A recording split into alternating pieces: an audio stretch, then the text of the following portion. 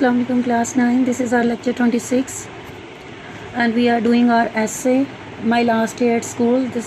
Today I will read out the second part that will start from it tantalized me to think that from the next day I would not be in a position to roam about there, sit under the shady trees, stand in the courtyard and gossip with my friends, sing and dance in school cafe.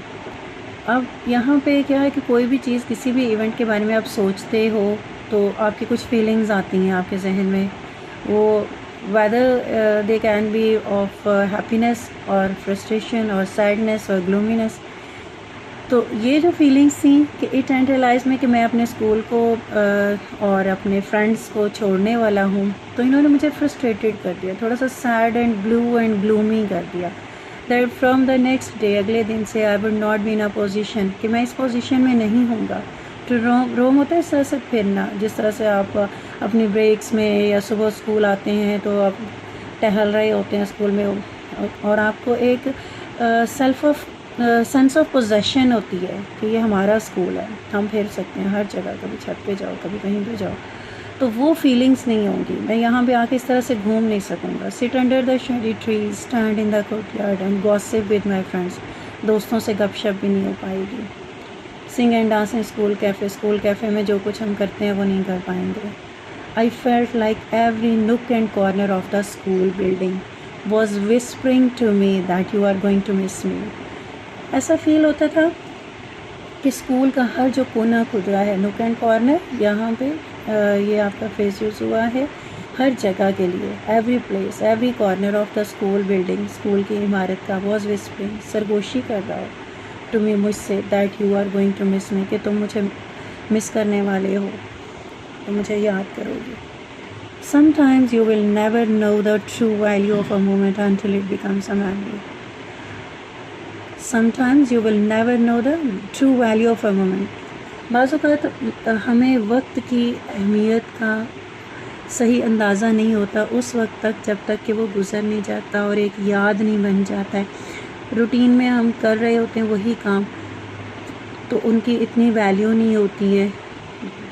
तो इसीलिए तो कहा जाता है गया वक्त फिर हाथ आता नहीं, तो जो गया वक्त है, गुज़रा हुआ वक्त है, वो वापस नहीं आता। तो इसी तरह से जो लम्हे गुज़र जाते हैं, जो लोग हमसे बिछड़ जाते हैं, वो हमें बाद में याद आते हैं, हमारी यादों का हिस्सा बनते हैं, तो उनकी इम्पोर्टेंस हमारे लिए ज़्यादा हो जाती है। ये आप यहाँ तक ही आज याद करेंगे। सेकंड पार्ट है आपका ये। Yes student, this is the second part of your lecture. Use any 5 of the following words, phrases, idioms in your sentences. This is question 5 of your purpose. Geared up. Geared up क्या होता है? Ready होना, तैयार होना हर तरह से, ठीक है।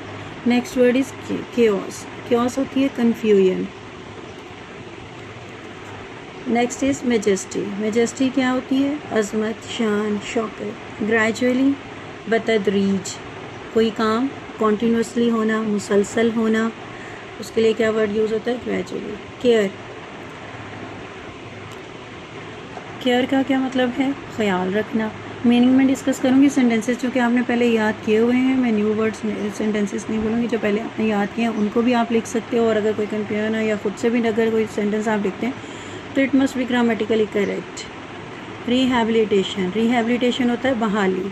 याद आया किस चैप्टर में से ये है? Yes, drug addiction. Drug addiction में से ये वर्ड है रिहैबिलिटेशन।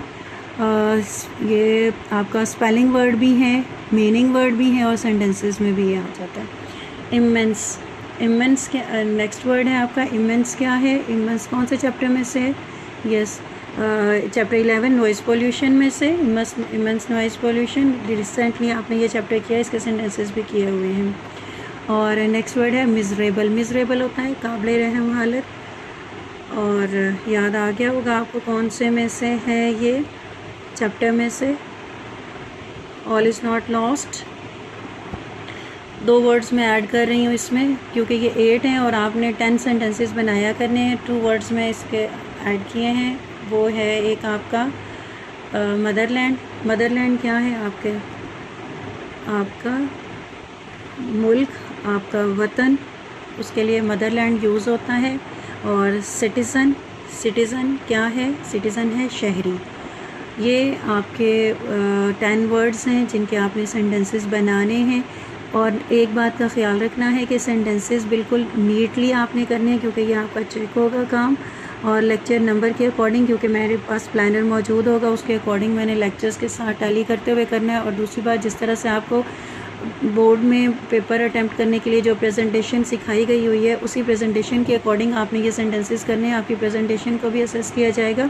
आपने मार्कर, कटनी मार्कर और एवरीथिंग यूज़ करते हुए वर्ड ऊपर लिखना है लाइन के, और उसके बाद सेकंड लाइन में उसका सेंटेंस शुरू करना है। मेस मत क्रिएट कीजिएगा, वरना आपको दोबारा ये सारे काम करने पड़ेंगे।